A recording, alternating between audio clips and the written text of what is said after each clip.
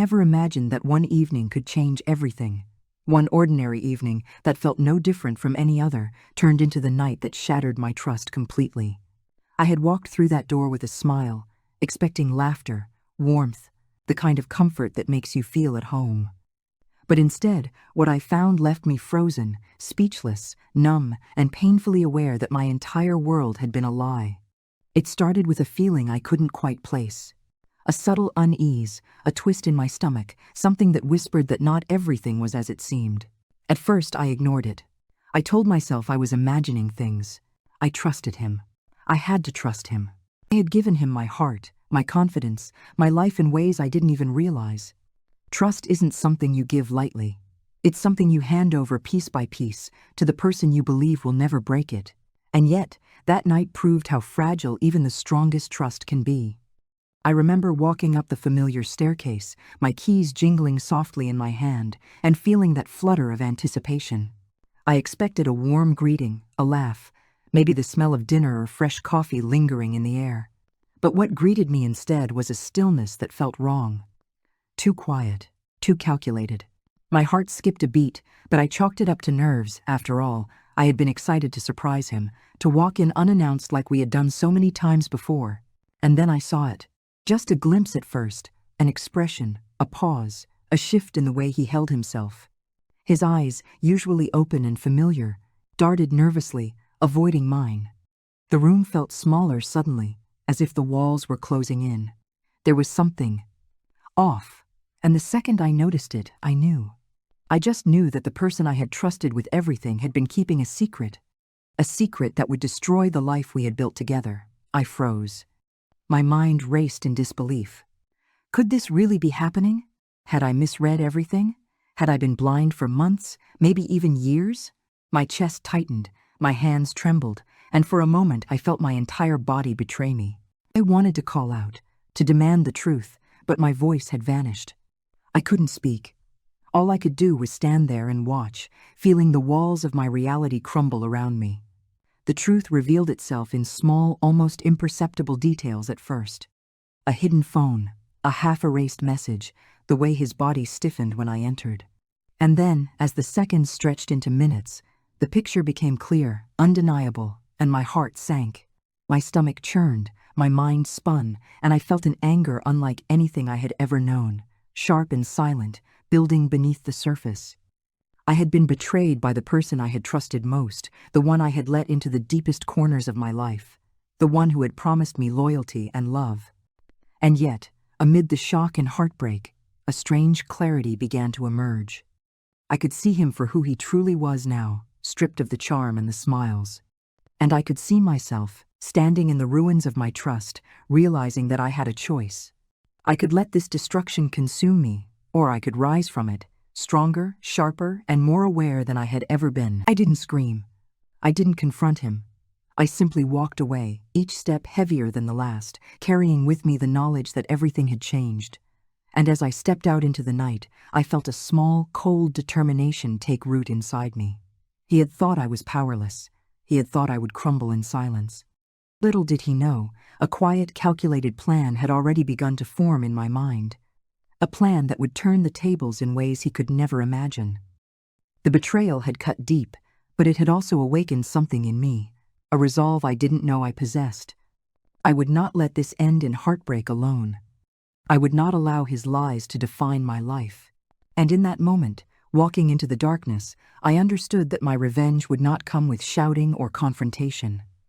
It would come silently, invisibly, and with a precision that would leave him speechless. Every step I took that night was a step into a new version of myself, wiser, more vigilant, and carefully patient. I began noticing everything he had taken for granted, every weakness he had revealed without realizing it. And though I said nothing, I was already planning, already strategizing, already imagining the moment when the truth of his deceit would return to him, not as words, but as consequences too intricate to escape. The most terrifying thing for him would be the silence. My silence. I remember the taste of betrayal, bitter and sharp, but also the first flicker of resolve. I had been broken, yes, but not defeated. I had been wronged, yes, but not powerless. And somewhere in that moment of despair, a quiet fire ignited, a fire that would not be quenched until the scales had been balanced and until the one who broke my trust understood the weight of his actions. I never imagined that a single night could redefine everything. But it did. It redefined him, it redefined me, and it set in motion a path that neither of us would ever forget. That night, betrayal became the spark, and silence became my weapon. And though he didn't know it yet, the consequences of his actions were only beginning. I remember those days before everything fell apart, the mornings that smelled of fresh coffee and warm sunlight streaming through the window, the sound of his laughter echoing across the apartment, and the quiet moments when it felt like the world had shrunk down just for the two of us. Life had a rhythm, a comforting rhythm, where every little gesture seemed to matter. He would leave little notes on the kitchen counter, silly reminders, or compliments that made me smile even on the hardest days. The vacations were more than trips. They were memories etched into our lives. We would spend hours planning weekend getaways, imagining the house we'd have one day, the little routines, the laughter and arguments alike. Every night, we would talk about hopes, fears, even the absurd what-if scenarios that seemed to bond us even tighter. He knew me in ways no one else did. I trusted him with the secrets I had never told anyone, the doubts I carried silently, the fears that lingered in the corners of my mind. And in return, he shared pieces of himself, the parts that were raw, vulnerable, human. I felt seen, understood, and loved in a way I had never experienced before. It was a comfort so deep that I didn't question it. I didn't imagine a world where that trust could be broken. Our days had small rituals that now feel like treasures lost. Morning walks, the way he would insist on making pancakes even when he burned them half the time, the way we would curl up on the couch and binge movies on lazy Sundays. It was ordinary, yet magical, because it was ours. Every smile, every touch, every word seemed to weave a story of intimacy and connection that I believed was unbreakable. I believed in him entirely, trusted him completely, and gave myself to that trust without hesitation. Looking back now, I can see how the pieces fit together so perfectly, how everything seemed stable, and yet how fragile it all was. The laughter, the shared dreams, the everyday comfort, they were not just moments of happiness. They were the very bonds that made the betrayal cut so deeply. What I had lost was more than love. It was a sanctuary, a life I thought was safe, a trust I believed was unshakable. And it is that very weight, the warmth of what once was, that makes the memory of betrayal so piercing. Even the simple, mundane routines now feel like echoes of a life that was. The coffee mug he always used, the pillow that smelled faintly of him, the playlist we made together. They were fragments of a world that no longer exists. And yet, in remembering them, I also remember the stark contrast, the trust, the safety, the intimacy that he destroyed. That life, that love, seemed so unshakable, and that is why its loss hurt like nothing else ever could. In those days, I never questioned anything. I never doubted the depth of his affection or the sincerity of his words. I never imagined that one day all of that would crumble, leaving me with memories that burn more than they comfort. I carried that innocence, that unquestioning trust, like a shield, unaware that it could be pierced, unaware that the person I leaned on the most could turn into the source of my deepest pain. Those moments, the laughter, the quiet evenings, the shared plans, were the perfect setup for the shock that was coming. And now, remembering them, I can see how the life I thought was unbreakable only made the betrayal feel heavier, sharper, more devastating. The deeper the roots of trust, the more violent the fall when it is ripped away. And that is what makes the story of that night, the betrayal that followed, and the path of silent revenge I would later take, all the more compelling. Even now, I can picture us sitting at that tiny kitchen table, sharing pancakes and coffee, laughing at the smallest things, completely unaware that beneath the surface, everything was already about to change. Those were the days before the world tilted on its axis, before the illusion of security shattered, before the trust I had built over years was reduced to ashes. And it is that memory, the warmth, the love, the ordinary beauty of it all, that makes the coming betrayal so unbearable and the story that follows so necessary. I started noticing small things at first, things so subtle I almost convinced myself I was imagining them. A glance that lingered too long at his phone, the way he would quickly hide a message when I walked into the room. At first I brushed it off. Everyone has their private moments, right? But then the little things began to pile up, each one whispering that something was off, that something was wrong. He would come home later than usual, sometimes with excuses that didn't quite make sense. A sudden meeting that appeared out of nowhere, a friend he mentioned only fleetingly, details that didn't add up. The warmth that had always been there seemed to flicker, replaced by a guarded, distant air. And I felt it, an unease I couldn't ignore. My instincts were telling me something, even as my heart tried to argue otherwise. Conversations that used to flow effortlessly became loaded with tension. I caught him hesitating before answering questions, choosing words carefully, like he was measuring them before letting them reach me.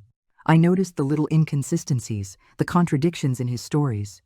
It wasn't anything overt at first, just tiny shifts, a laugh that sounded forced, a smile that didn't quite reach his eyes. But each one planted a seed of doubt in my mind. Then came the subtle signs that couldn't be ignored. I saw him hiding texts, quickly closing tabs on his laptop when I passed by, answering calls quietly or stepping out of the room. It wasn't paranoia. It was behavior I recognized from instinct, a betrayal hiding behind normalcy. My stomach would twist every time I sensed it, a knot of anxiety forming as my mind tried to piece together the fragments. I began paying attention to patterns, the timing of calls, the sudden changes in his schedule, the way he avoided certain topics. I noticed the half-truths, the small lies that didn't make sense unless there was something bigger being concealed. Each observation was like a puzzle piece, and the picture it formed was growing clearer, though I didn't want it to be. At night, when I lay in bed, I replayed interactions, searching for meaning in gestures, words, and silences. I began questioning things I had once taken for granted. The way he smiled, the stories he told, the promises he made. My mind became a careful investigator, scrutinizing every detail for signs of deceit, even as my heart clung desperately to the person I thought I knew. It was a slow, creeping tension that I couldn't shake. I felt like I was walking through a fog, unsure of what was real and what was illusion. My trust wavered with every unexplained disappearance, every whispered conversation that stopped abruptly when I entered the room. I started noticing the patterns I had once overlooked, the inconsistencies that now seemed glaring. And yet, despite the growing suspicion, I couldn't confront him, not yet. Something told me that the moment I did, everything would be laid bare. And I wasn't ready. So I watched silently, quietly observing, letting the unease grow while trying to maintain the life we had built. I became attuned to the small details, the ones no one else would notice, the ones that revealed more than words ever could. I realized that betrayal doesn't always arrive suddenly. Often, it creeps in, hidden in the small, almost invisible cracks that form over time. And those cracks were everywhere now, subtle but undeniable, hinting at the storm that was coming. My mind raced with questions. Who was he really? What had he been hiding? How long had this been going on? And most haunting of all, how could someone I loved so completely become the architect of my pain? The suspense was unbearable, yet I couldn't look away. I needed to see it for myself, to confirm what my instincts whispered. Every glance, every hesitant word, every hidden message added fuel to the growing fire of suspicion. I walked into the room that night with a strange sense of anticipation, as if some part of me already knew what I was about to discover. The air felt heavier, charged with an energy I couldn't place. And then, almost in slow motion, I saw it. Everything I had suspected, every unease I had felt, crystallized into one impossible truth. It was there, in the small, unguarded moment I had accidentally stumbled upon, that the curtain lifted and revealed the reality I had refused to believe. Messages hidden behind screens, conversations carefully erased, but not thoroughly enough, little threads that when woven together formed a picture I could no longer ignore. I felt my stomach drop, a cold weight settling in my chest, and suddenly the warmth, the laughter, the trust. It all seemed like a mirage, a story I had told myself to survive. I stared at him, hoping somehow that I had misread it, that my eyes were deceiving me. But his face betrayed nothing. He looked calm, almost indifferent, and that was worse than any scream, any confession. Calm. As if he knew I would discover it someday, as if he had been waiting for me to catch on, and even then, he felt no remorse. The person I had loved, who had promised me honesty and loyalty, had been living a lie in parallel to the life we shared. My heart felt like it was being crushed between two invisible hands. I wanted to run, to scream, to demand answers, but the shock left me paralyzed. I had never felt so betrayed, so exposed, so painfully aware of how completely I had been deceived. Every memory I had cherished now carried a shadow of doubt. Every word he had spoken, every promise he had made, tainted by lies I hadn't yet fully uncovered. And then I saw the depth of it, the careful planning, the deceit that stretched beyond just small lies. Friends I had once believed were supportive were part of a network I hadn't even known existed. Every reassurance, every comforting word had been a calculated measure to keep me blind, to keep me trusting while he built a parallel world I wasn't allowed to see. A rush of anger and grief surged through me. Not the fleeting, shallow kind of anger, but a slow, simmering fire that burned through disbelief and turned into something sharp and focused. How could someone I had loved so completely, who had shared my hopes and fears, betray me in ways so profound? How could he erase years of trust like it meant nothing? The shock was terrible, but it was quickly replaced by a clarity that cut through the haze of heartbreak. I realized, in that instant, that I could no longer be naive. I could no longer pretend that love, warmth, or kindness alone could protect me.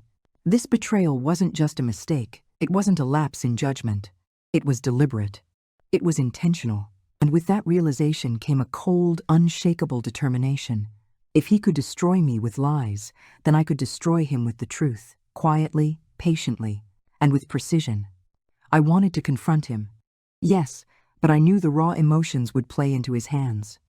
He thrived on drama, on emotional reactions. I had to be smarter than that. I had to channel the anger, the hurt, the devastation into something more potent, more calculated. I wanted him to understand that the person he underestimated, the one he thought he could manipulate and control, was no longer powerless. As I left that night, every step felt heavier than the last, weighed down not by sorrow alone, but by the realization of what had been stolen from me. And yet, there was a strange clarity in the chaos, a knowledge that the betrayal, as painful as it was, had also awakened something inside me. A fire, a resolve, a strategic patience that would ensure the tables were turned, and that when the reckoning came, it would be absolute. I didn't cry that night. I didn't scream. I didn't beg for explanations. I walked away with my heart shattered, but my mind sharp. And in that fractured moment, I understood one irrefutable truth.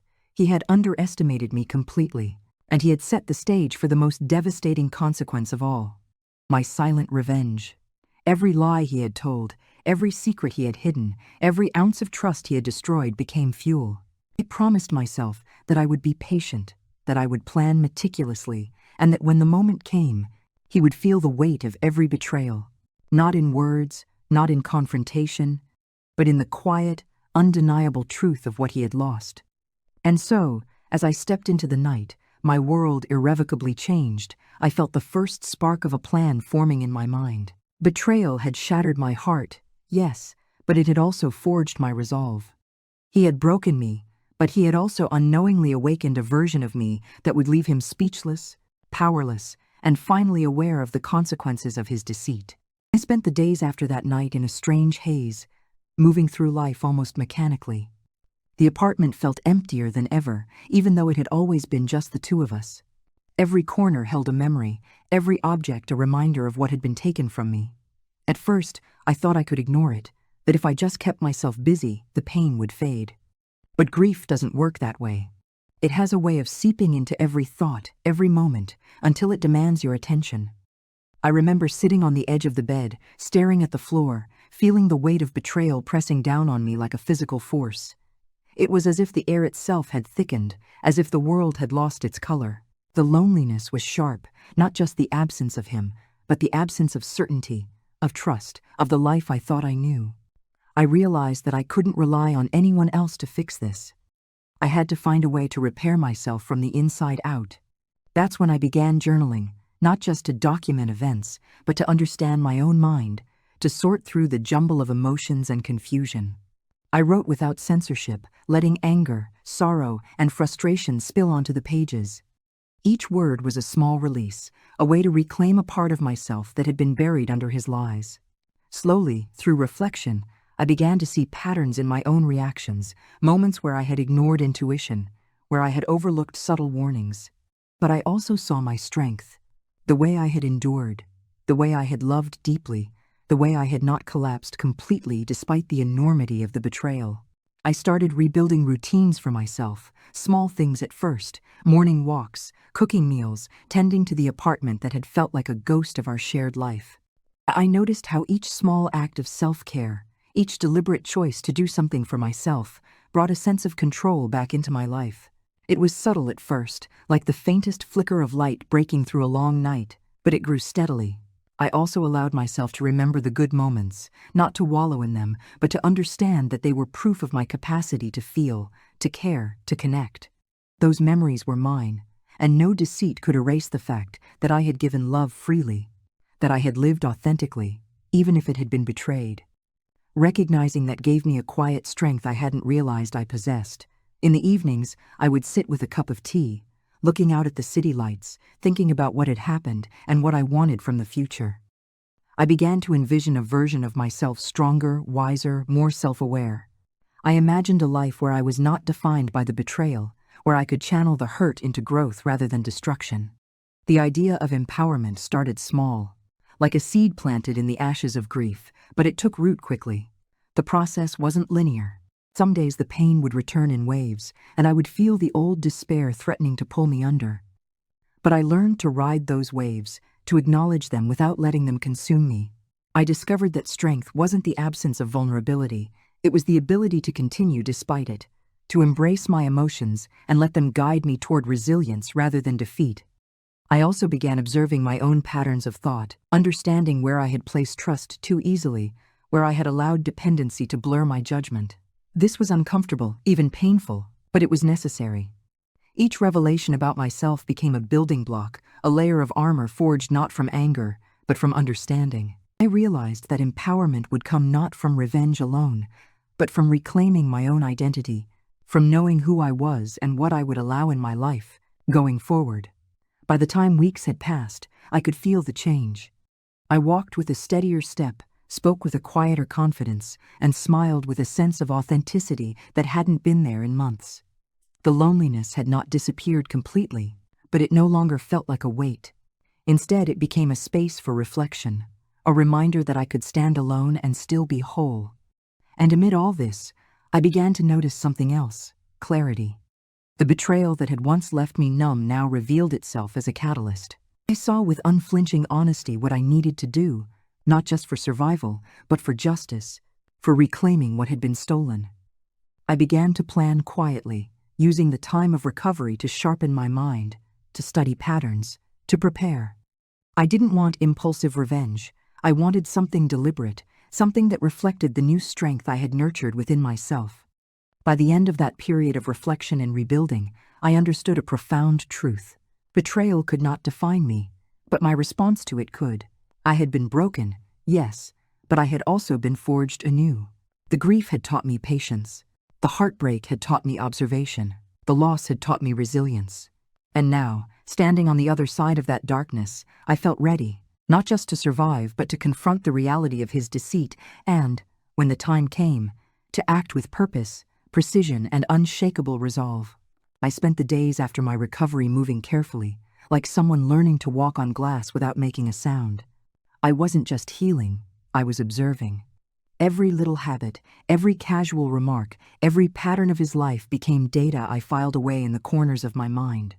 I had learned that impulsive action would only make him aware of me. True power, I realized, lay in patience. Silence could be more devastating than a scream, more powerful than confrontation. I began noticing things I had never paid attention to before.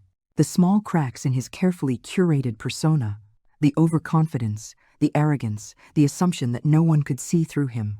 Each of these cracks was a door, and I intended to open every single one. I watched quietly, from the edges of conversations and social gatherings, pretending to be unaware while mentally mapping his relationships. Who depended on him? Who could be swayed? Who would falter if his credibility wavered just a little? I began identifying weak points, places where he had overestimated his control, assuming that everything would always bend to his advantage. That assumption, I realized, was the key to my plan. I learned what made him insecure, what he feared losing, what he would never admit to anyone. I studied how he presented himself in public, the facade he maintained for the world, and compared it to the private reality I had glimpsed. The difference between the two was vast, and I knew that exploiting it strategically could be devastating. I also took careful note of his routines. Not just his work habits, but his social patterns, the people he trusted without question, the decisions he made based on ego rather than logic. Everything became part of a map in my mind, a web of influence and vulnerability that he didn't even know existed. I had learned firsthand that he thrived on deception, but what he didn't understand was that he was about to become the deceived. It was meticulous work, but I didn't mind. There was a strange satisfaction in quietly piecing together the puzzle of his life, in recognizing the very things he had thought hidden from the world. Every detail mattered. Every observation mattered. I realized that the most effective revenge would not be loud or immediate. It would be methodical, precise, and impossible to ignore once the consequences unfolded. I began imagining scenarios, testing in my mind how he might react to certain disruptions or exposures. I thought about the dominoes I could tip. Relationships strained, opportunities denied, credibility questioned, all without a single dramatic confrontation. Each idea had to be subtle, invisible, yet irreversible. The thrill of planning, of knowing the power of patience and strategy, gave me a sense of control I hadn't felt since the betrayal. And through it all, I remained outwardly calm. I laughed when he made jokes. I nodded when he spoke. I carried myself as though nothing had changed. But underneath the surface, my mind was alive with calculation, with anticipation. I knew that the world he had built on lies, arrogance, and assumption could be dismantled quietly, step by step, until he finally realized the truth, and by then, it would be too late to stop it.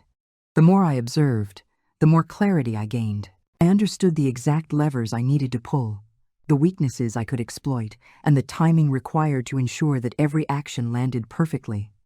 There would be no mistakes, no impulsive reactions. Every move would be deliberate, invisible until the consequences could no longer be denied. By the end of those weeks, I felt like a conductor standing before an orchestra, each instrument perfectly placed, ready to play a symphony of consequences he would never see coming. It had honed my mind, sharpened my instincts, and awakened a patience and cunning I didn't know I possessed. I wasn't just planning revenge. I was becoming the person who could execute it flawlessly, who could ensure that every consequence he faced was a reflection of the lies he had lived and the trust he had destroyed. From that point on, every glance, every conversation, every subtle detail became ammunition. The storm I had envisioned in my mind was no longer hypothetical. It was slowly, methodically coming into being. And with each passing day, I felt the anticipation building, a quiet, unrelenting certainty that the moment of reckoning would arrive, and he would have no idea it was coming until it hit him completely. I began quietly, deliberately, like a gardener tending to a garden no one else could see. The seeds I planted were small, almost imperceptible at first, so subtle that he would never suspect I had anything to do with the changes slowly unfurling around him. I didn't need to confront him. I didn't need to shout or accuse. My actions, quiet and calculated, would speak louder than any words ever could. At work, I noticed the things he relied on most: his reputation for being efficient, his relationships with colleagues, the little favors he counted on to maintain influence. I didn't attack directly. I nudged things in ways that seemed accidental, trivial, inconsequential. An email sent at the right time, a question subtly raised in a meeting, a forgotten document that someone else misplaced. Each tiny disruption seemed random on the surface, but together, they began to chip away at the carefully maintained facade he projected. Socially, I observed the people who trusted him implicitly. I didn't confront them either. I planted little doubts, small pieces of truth carefully revealed at moments where they would notice, but he would not. A hint here, a suggestion there. Nothing overt, nothing obvious, but enough to create unease. Friendships shifted subtly. Alliances began to wobble. And all the while, he remained unaware that I was orchestrating it, believing himself untouchable, unaware that the foundation beneath him was slowly weakening. Even in his personal life, I found opportunities to influence outcomes without leaving fingerprints.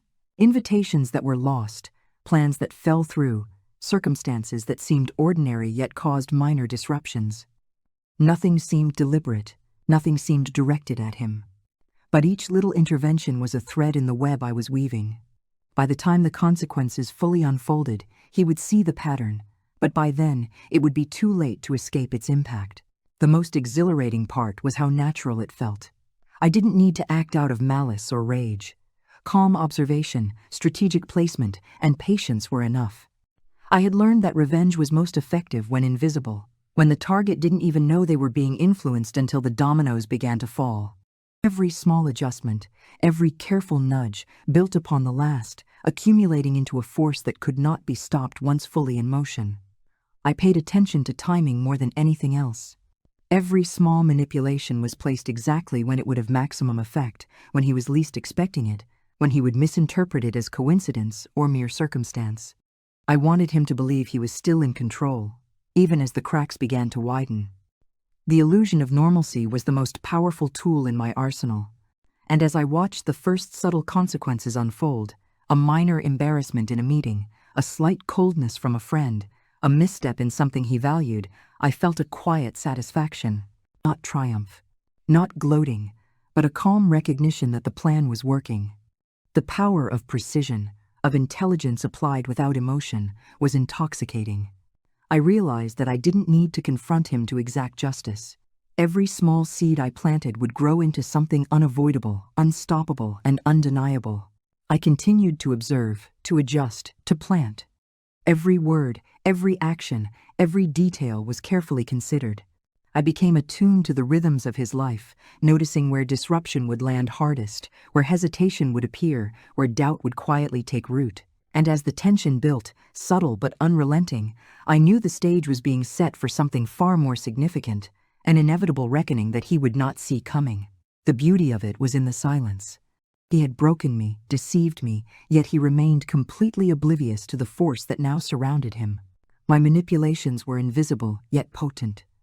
Each ripple in his life, each moment of confusion or uncertainty, was proof that the quiet, deliberate approach was working. And as I watched from a distance, a calm anticipation settled over me.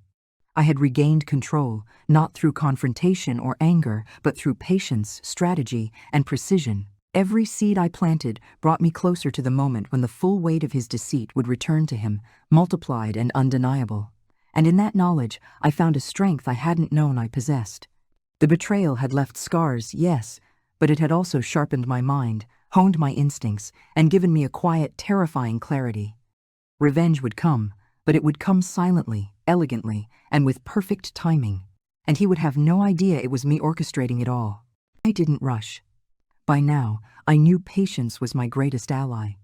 The seeds I had planted were beginning to take root, and it was time to see how they would grow. I observed quietly, carefully, watching his every reaction as if I were studying a chessboard, predicting moves, measuring defenses. Every glance he gave, every hesitation, every subtle twitch became information, an insight into the man I had once loved and now aimed to dismantle. The first incidents were small, almost imperceptible. A colleague questioned him about a detail he had overlooked. A social invitation seemed to fall apart at the last minute. A minor misunderstanding created tension where none should have existed. I didn't orchestrate chaos in a way that could be traced back to me. No, my hand remained invisible, but I watched as the effects began to ripple through his life. Each tiny disruption revealed something new about him, how he handled stress, where his insecurities lay, the cracks in his confidence he didn't even realize were there. I noticed the subtle panic that flared behind his eyes when he thought no one was looking. The quickened speech, the forced charm, the way he tried to overcompensate when questioned. Each response was a data point, a clue to how far I could push before he truly realized the gravity of what was happening. Some reactions were defensive, some manipulative, and some desperate, and I cataloged each one meticulously, mentally marking vulnerabilities and opportunities. I began planting slightly bolder provocations, not enough to cause suspicion, just enough to test his resilience. I let him hear a rumor, a tiny fragment of information I knew would unsettle him. I allowed a trusted ally to question him indirectly, knowing he would feel the pressure but not see the source. And I watched as he shifted, adjusted, stumbled ever so slightly, unaware that the hand guiding this pressure was mine. His confidence, once so steady, wavered. He sought reassurance from those who were now quietly observing him, and I could see how fragile the web he relied on had become. Every small misstep I caused, even unintentionally, revealed the depth of his vulnerabilities, and each revelation brought me closer to understanding exactly where the final blow would hit hardest. And yet, I remained calm. The thrill wasn't in the immediate chaos. It was in the anticipation, in the knowledge that every reaction, every subtle sign of distress, was a building block toward a much larger, inevitable collapse. I studied him like a scientist, measuring reactions, predicting outcomes, refining my understanding of the man he truly was beneath the facade he showed the world. I realized that revenge wasn't just about exposing the lies or making him suffer. It was about timing, about knowing when and how the storm would strike. Testing the waters allowed me to calibrate that timing perfectly. I had to be precise, because the more I pushed, the more he would resist, the more unpredictable he could become. But with each minor incident, I grew more confident in my strategy, more certain that the web I had begun to weave was strong enough to hold him when the weight of truth finally fell. The tension in these days was almost palpable, though I never let it show. I remained outwardly composed, carrying on as though life were normal, all the while analyzing, calculating, and observing. The psychological game had begun in earnest. I didn't need confrontation. I needed insight. And insight, I knew, would be the weapon that allowed me to dismantle him completely. With every subtle misstep he made, I felt a quiet satisfaction. Not a triumphant joy, but the calm assurance that my plan was working. He thought he was in control, unaware of the invisible forces nudging him toward his own undoing. And as I watched, I realized something critical. The more he resisted, the more apparent his weaknesses became, and the closer I was to the precise moment when all my quiet work would come to fruition. Each day of testing the waters brought me closer to understanding him fully, anticipating his reactions, and preparing for the final strike that would leave him speechless. I wasn't just observing anymore. I was learning, adapting, and perfecting the strategy that would turn betrayal into inevitable justice. And in that quiet, tense observation, I found both patience and power, knowing that the endgame was already within reach. The first signs appeared almost imperceptibly, like ripples spreading across still water. At first it was tiny, an offhand comment in a meeting, a question he wasn't prepared to answer, the faintest hint of doubt from someone who had once trusted him implicitly. I watched silently as the cracks I had cultivated began to surface, subtle but unmistakable, and felt a quiet satisfaction stirring in my chest. Those who were present noticed the hesitation, even if they didn't voice it, and I could see, hidden in plain sight, the beginning of his unraveling. It was a small misstep, almost laughable, but the dramatic irony was intoxicating. Here he was, so confident, so convinced that he controlled every outcome, and yet he was already starting to lose his grip. Each tiny disruption I had orchestrated, the missed messages, the subtly manipulated misunderstandings, the quiet nudges to people around him, was working together like a carefully timed machine. And he had no idea. Not a clue. Socially, things began to shift too. Friends he relied on seemed slightly distant, hesitating when he spoke, casting glances that spoke volumes without a single word. Nothing was overt, nothing accusatory. But the tension was there, palpable if you knew how to read it. I had planted just enough doubt to unsettle him, and it worked beautifully. I watched as his confidence wavered, as he tried to fill the gaps with charm, explanations, even forced laughter. Each effort only made the cracks more visible. It was remarkable to witness how small, almost insignificant interventions could have such immediate consequences. He thought he was untouchable, that the carefully constructed persona he wore for the world was unassailable. But it didn't take much. A single forgotten detail, a minor challenge to his authority, a subtle questioning of his judgment, to begin dismantling the facade. And I watched it unfold with a calm satisfaction, knowing that the bigger picture was still in motion, still gathering strength behind the scenes. Even as I observed, I took note of his reactions, cataloging every flicker of discomfort, every stammer, every hesitation. They were clues to the next steps, indicators of how much pressure he could withstand before his control truly began to slip. This was not vengeance in haste, it was strategy in motion, and the first blow was a quiet reminder that the game had changed. I felt a strange, almost meditative thrill in seeing him falter without knowing why. He remained unaware of the invisible hand guiding the subtle chaos around him, yet the impact was undeniable. His credibility, once taken for granted, was now fragile. Minor failures were starting to accumulate, and I could see the anxiety creeping in under the carefully crafted mask of composure he tried to maintain. And so the first blow landed, not catastrophic, not dramatic, but perfectly executed. Enough to cause unease, enough to plant doubt, enough to set the stage for more decisive consequences. I didn't need him to collapse entirely yet. This was only the beginning, a measured taste of the reckoning that awaited. And the most delicious part was that he remained completely blind to it. The first domino had fallen, and all the others were waiting patiently in line, ready to follow in sequence. The quiet irony was exquisite. He had believed that betraying me had left me powerless. Yet here I was, watching him falter from consequences he couldn't even trace to me.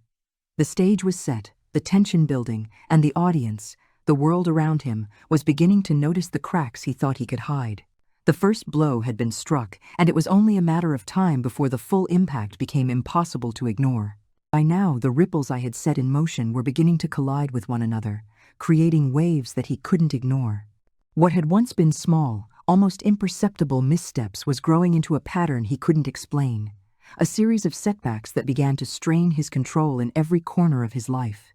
And I watched it unfold with a quiet, almost clinical patience, knowing that each consequence, each falter, was bringing him closer to the point of no return. At work, minor mistakes became magnified. Decisions he had made confidently were now questioned openly. Colleagues whispered when he left the room, and subtle doubts began to spread like wildfire.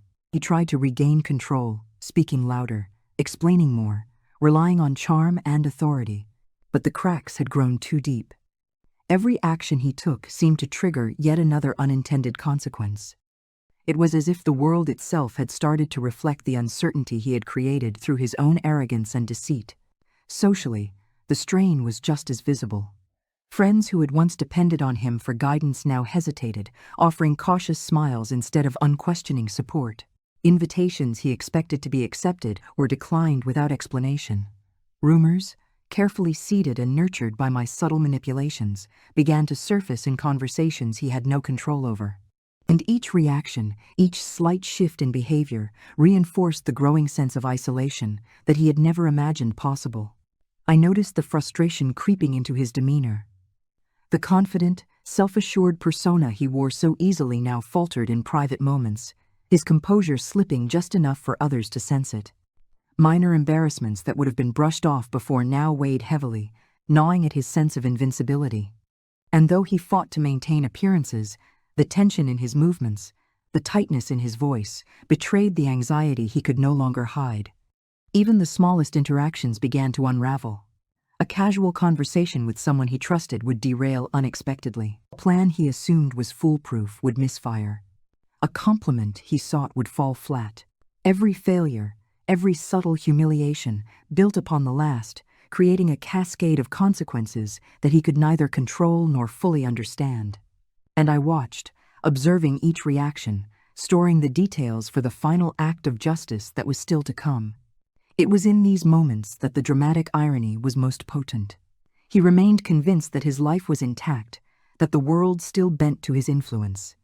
Yet, in reality, he was teetering on the edge, each decision amplified by the quiet, invisible forces I had set in motion. I could see how he began to question his own judgment, second-guessing decisions that had once been instinctive, and I felt the faint thrill of anticipation, knowing that every step he took was drawing him closer to inevitable collapse. The tension extended beyond work and social circles. Even his private life, the routines he took for granted, began to falter. Missed appointments, minor financial setbacks, relationships strained by subtle doubt, each incident added weight, creating an atmosphere of unease that he couldn't shake. Every small embarrassment became a seed of insecurity, every setback a reflection of the trust he had once so easily assumed. And through it all, I remained composed, unseen, calculating the timing and sequence of each domino. The escalation was deliberate, carefully measured, ensuring that nothing appeared orchestrated while the impact continued to mount. I could feel the tension building, both in him and in the world around him, a slow burning crescendo that was impossible to ignore. It was emotional too. Not for him, he felt panic and frustration, but for me, a mix of satisfaction and grim reflection. I had taken the pain he caused and transformed it into strategy. I had learned to channel heartbreak into clarity, anger into calculation, grief into patience. And now, with every new setback, I saw the effectiveness of my approach, justice unfolding quietly, irreversibly, invisibly. By the time the pattern became obvious to anyone paying attention, it was too late for him to react. His reputation, his influence, his confidence, all had begun to erode under the weight of cumulative failures. The escalation was real, tangible, and relentless, and I could see the pressure tightening around him, the walls closing in. He didn't know why the ground beneath him was shifting, and that ignorance only made the tension more delicious. The stage was set. The small humiliations, the doubts, the falters, they were all threads in a tapestry that would ultimately reveal itself in the most dramatic way. Every setback, every strained relationship, every subtle blow had been building toward the climax I had envisioned from the moment his betrayal was exposed. And as I watched him struggle, flounder, and stumble under the weight of his own unraveling, I felt the quiet certainty that the final strike was near, inevitable and devastating. I had waited for this moment longer than I cared to admit, and yet when it arrived, it wasn't loud or dramatic. There was no confrontation, no shouting, no explosive reveal. It was quiet, subtle, almost imperceptible to anyone not paying attention. But the effect, the impact, was absolute. Every small seed I had planted, every careful nudge, every tiny manipulation had coalesced into a wave he couldn't resist, a force that dismantled the life he had built with such confidence. It started with cracks widening into chasms. His reputation, once carefully polished and meticulously maintained, began to crumble. Friends who had supported him silently started questioning him openly. Colleagues who had once deferred to his judgment now hesitated, scrutinized, even doubted his decisions. Opportunities that had seemed guaranteed slipped through his fingers. Projects he had counted on fell into disarray. And all the while, he remained unaware of the invisible hand guiding the consequences. I watched from a distance, unseen, letting the chaos unfold exactly as I had anticipated. There was a strange satisfaction in seeing him flounder without realizing why. He still carried himself with forced composure, still attempted to maintain control, but the cracks were too deep, the foundations too eroded. The illusion of power he had relied on so heavily was gone, leaving him exposed, vulnerable, and entirely unprepared for the reality of his situation. Relationships he had once assumed were loyal and unwavering, now wavered. Invitations went unanswered, messages left unread. Those he thought closest were now distant, unconsciously influenced by the subtle interventions I had orchestrated. He was isolated, not by force, not by confrontation, but by the quiet, strategic dismantling of everything he had taken for granted. I didn't need to be present to witness the effect. I didn't need to make a dramatic declaration. The victories were silent, almost invisible to the casual observer, but they were undeniable. He had been arrogant enough to believe he could manipulate and deceive without consequence, and now he faced the full weight of his miscalculations. The irony of it was exquisite. He had broken me completely, yet he was powerless as the life he had assumed was untouchable began to collapse quietly around him. I noticed the subtle signs of panic creeping in, the hesitation in his voice, the tension in his posture, the way he replayed conversations in his head, searching for explanations that didn't exist. Every instinct he relied on had been undermined. Every calculated step he took only revealed more weakness. And through it all, I remained calm, observing the culmination of months of planning and patience. This was the power of silent revenge. No confrontation, no drama, just the inevitable consequences of his own actions, magnified and amplified by the careful orchestration I had maintained from the shadows. The satisfaction wasn't in seeing him suffer, not in a shallow sense. It was in knowing that justice had been served with precision, that the imbalance caused by his betrayal had been corrected in the most effective, unstoppable way. The silence made it more potent. The absence of spectacle, the absence of accusation, made the consequences feel unstoppable, like gravity finally pulling down the structure he thought was indestructible. I could see him struggling to piece together what had happened, but he never would, not fully. By the time he realized the scope of the damage, it was permanent. Every opportunity lost, every friendship fractured, every reputation questioned, these were all invisible blows I had delivered without ever being seen. And yet, through it all, I felt no rush of anger. The victory was not bitter or cruel. It was measured, deliberate, and complete. The betrayal that had once left me shattered had now been transformed into empowerment. I had taken the pain, the heartbreak, and the deception and turned it into a force so quiet and precise that it could not be stopped, denied, or ignored. By the end, he was left in a world he thought he controlled, yet he was powerless within it. He had no clue who had orchestrated the collapse, no evidence of sabotage, no recourse to reclaim what he had lost. The satisfaction was absolute precisely because it was silent. No words, no confrontation, no spectacle, just the inevitable, undeniable consequences of his own choices, arriving at the perfect time, with perfect precision. In that calm, victorious moment, I understood something profound. The most devastating revenge doesn't roar. It whispers. It moves unseen, carefully, patiently, and when it lands, it is unstoppable. And as I watched him struggle quietly against the life he had assumed was secure, I felt a clarity and peace I hadn't known since the betrayal began. He finally noticed. Not all at once, no, that would have been too easy, but in fragments, in moments that slowly, painfully built into clarity. It started with a misplaced message he couldn't explain, a colleague's questioning glance that lingered longer than usual, a friend who hesitated before responding.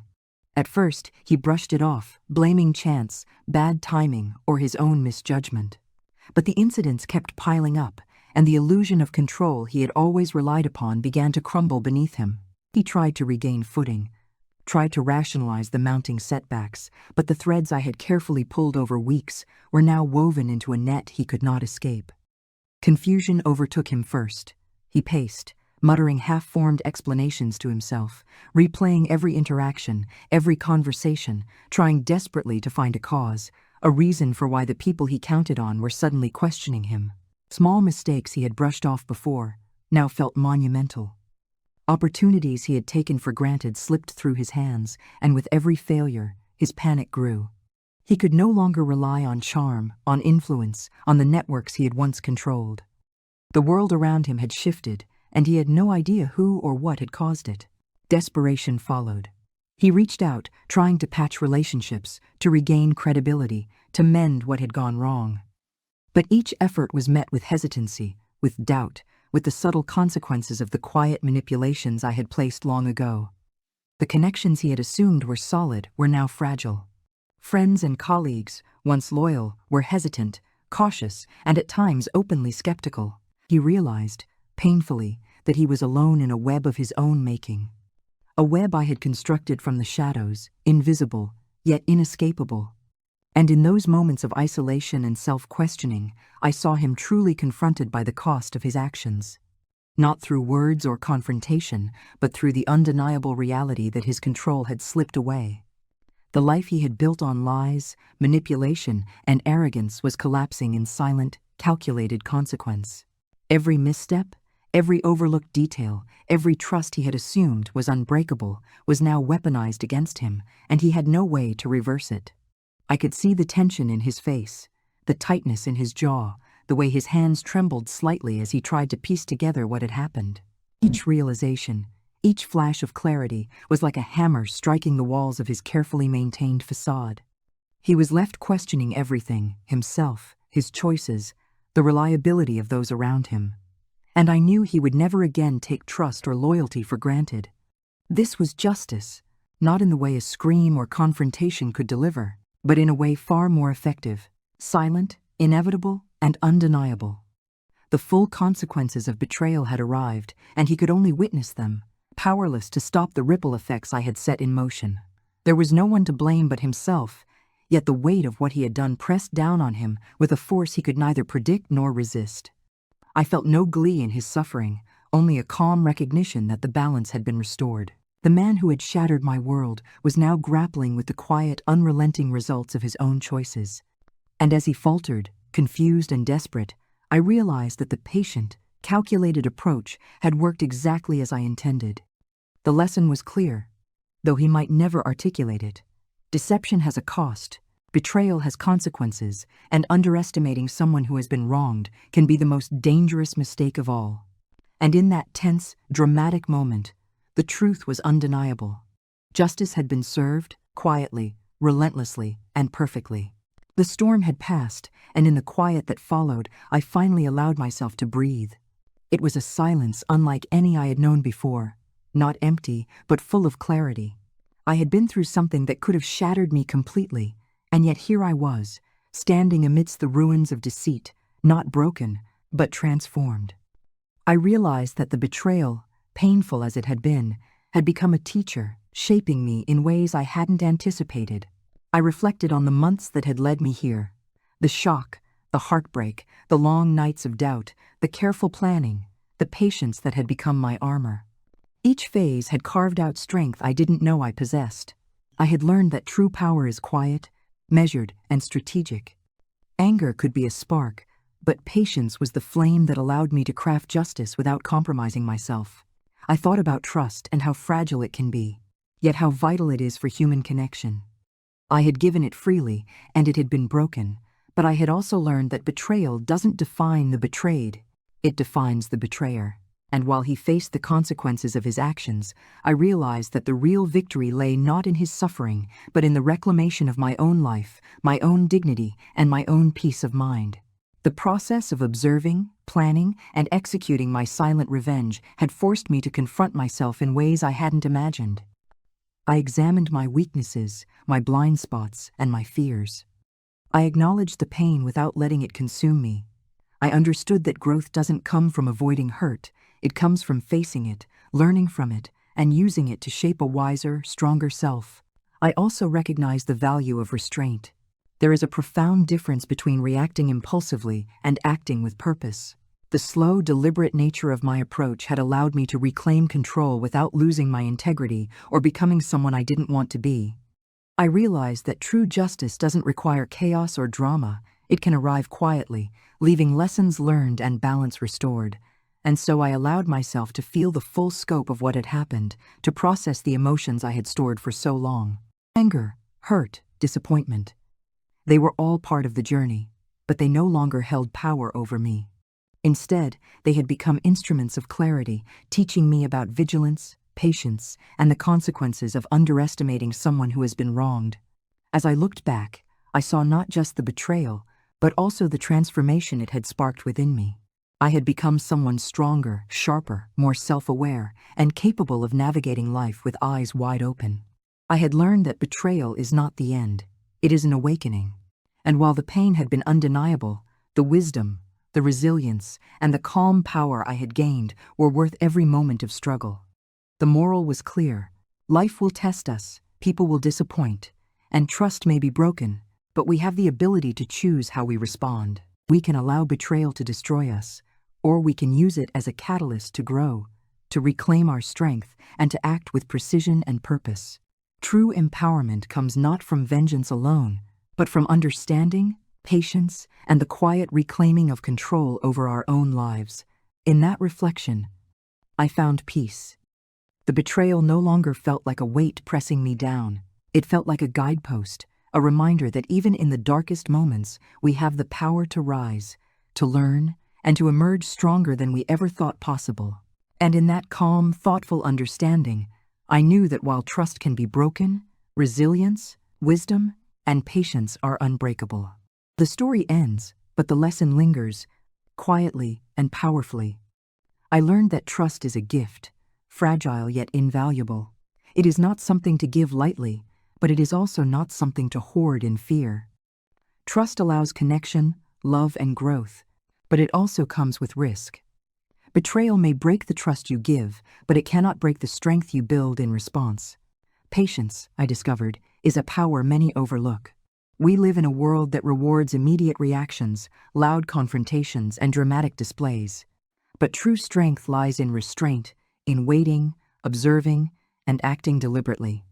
The quiet moments, the unseen decisions, the patience to let events unfold and align with your plan, they carry a force that no shouting, no rage can match. Self-respect became my anchor. Even in the depths of heartbreak, even when the betrayal left me raw and unsteady, I learned to honor myself. I refused to compromise my integrity, to act impulsively, or to become someone I wouldn't recognize. Revenge, when paired with self-respect, becomes not a tool of destruction, but a reflection of intelligence, strength, and dignity. And finally, I understood the power of silence. Words can wound, accusations can escalate, and drama can satisfy only momentarily. But silence, strategic, deliberate, unwavering silence, can dismantle arrogance, reveal truths, and restore balance without ever needing to raise your voice. It teaches patience, forces reflection, and ensures that justice, when it arrives, is absolute. The ultimate lesson is this: betrayal is painful, but it is also transformative. It tests your resolve, challenges your perspective, and calls upon your strength. How you respond defines your journey, your growth, and the kind of person you will become. We cannot always control the actions of others, but we can control our own, our reactions, our patience, our dignity. And in that control lies freedom, power, and peace. So, when faced with deception, heartbreak, or loss, remember: trust wisely, act with patience, honor yourself, and wield your power quietly. The world may try to break you, but your resilience, your insight, and your calm strength will carry you further than any vengeance ever could. The silent victories, the lessons learned, and the dignity preserved are the ones that last forever. And in the quiet aftermath, as the echoes of betrayal faded and the weight of justice settled into place, I realized something I had never known before. True power doesn't roar. It whispers. It moves unseen. It waits patiently, carefully, and then, when the moment is right, it strikes with a force that can't be ignored. I had been broken, yes, but I had rebuilt myself stronger, wiser, and unshakable. And he, the one who thought he held all the control, was left speechless, confronted not by anger or drama, but by the undeniable consequence of his own actions. The final truth is this: you cannot steal someone's dignity without awakening a force they never knew they possessed. And sometimes, the most devastating revenge isn't loud, it isn't visible. It's silent, precise, and unforgettable. So I walked forward, not with bitterness, but with strength. Not with rage, but with clarity. And I knew in that moment that betrayal had not ended me. It had created a version of myself that nothing could ever break. Because the greatest justice is not revenge you can see, it is the quiet rise of someone who refuses to be broken again.